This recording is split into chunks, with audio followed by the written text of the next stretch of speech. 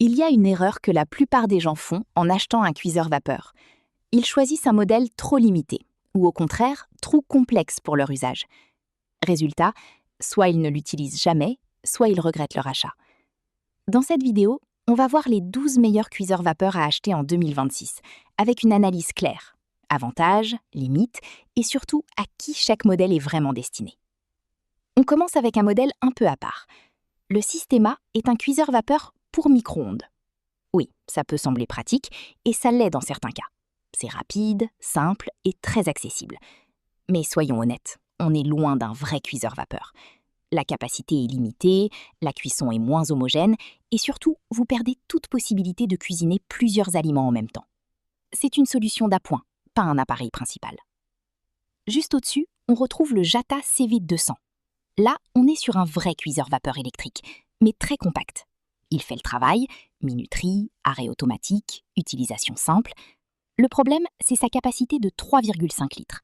Concrètement, c'est suffisant pour une personne, éventuellement deux, mais pas plus. Si vous cuisinez régulièrement ou pour une famille, vous allez vite être limité. On monte légèrement avec le Bepper 5 litres. Ici, on gagne en polyvalence. Vous pouvez cuire du riz, des légumes, de la viande. La sécurité est bien pensée, avec un arrêt automatique en cas de manque d'eau. Mais il y a un vrai problème stratégique. Il n'a aucun avantage distinct. Il fait tout correctement, sans rien faire mieux que les autres. C'est typiquement le produit qu'on achète et qu'on oublie. Ensuite, le modèle Bella a 2 niveaux. C'est un bon point d'entrée. Il est simple, efficace, facile à comprendre. Les 2 étages permettent déjà de cuire plusieurs aliments en même temps. Mais c'est justement là que se trouve sa limite. 2 niveaux, c'est rapidement insuffisant dès que vous cuisinez un peu sérieusement. C'est un bon début, mais pas une solution durable. On commence à entrer dans du plus intéressant, avec le Russell Hobbs 21140. 3 niveaux, 9 litres de capacité, une fonction vapeur turbo. Là, vous pouvez vraiment cuisiner pour plusieurs personnes. C'est un appareil simple, sans fonction complexe, mais efficace. Son principal défaut, c'est justement ce côté basique. Pas d'écran, pas de programmation avancée, mais si vous cherchez quelque chose de fiable et direct, il fait le travail. On monte encore avec le Secotech Vapovita 3000 Inox. Ici, on est sur un modèle plus puissant et plus généreux en capacité, avec jusqu'à 10 litres et 3 paniers indépendants. Concrètement, vous pouvez cuisiner plusieurs plats en même temps, sans contrainte. La puissance permet une cuisson rapide et les 2 entrées d'eau facilitent le remplissage en cours d'utilisation. L'ensemble reste simple, avec une minuterie classique et un arrêt automatique en cas de manque d'eau. C'est un modèle efficace, pensé pour un usage régulier, mais sans fonctionnalité avancée. Ensuite, on passe à une version plus moderne, avec le Secotech Vapovita 3000 Pro. Ici, on gagne en précision, grâce au contrôle numérique et à une puissance de 1000 watts. La cuisson est plus maîtrisée, notamment sur des aliments plus exigeants. Les 3 contenants permettent toujours de cuire plusieurs plats simultanément, mais avec un meilleur contrôle du temps, réglable jusqu'à 90 minutes. C'est clairement une évolution du modèle précédent, plus orienté confort et précision. Ensuite, le Tefal WC 145130. Ce modèle joue une carte différente, la durabilité. Les bols en acier inoxydable sont solides, résistants et conçus pour durer. Tefal met aussi en avant la réparabilité sur le long terme, ce qui est rare. Mais il n'y a que 2 bols, donc moins de flexibilité pour cuire plusieurs aliments en même temps.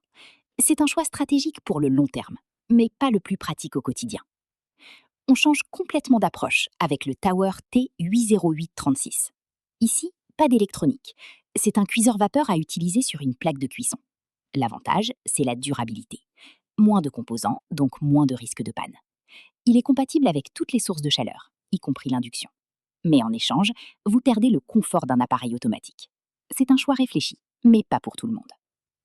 Juste au-dessus, le KitchenCraft a 3 niveaux. Là, on est sur un produit solide, durable et modulable. Vous pouvez adapter le nombre d'étages selon vos besoins. Il consomme peu d'énergie et peut durer des années sans problème. Mais il demande plus d'implication. Pas de minuterie, pas d'automatisation. Tout repose sur vous. C'est un excellent choix si vous aimez contrôler votre cuisson. En deuxième position, le Judge Essential. Ici, on monte clairement en gamme. Les matériaux sont de qualité, la conception est robuste et l'ensemble est très polyvalent.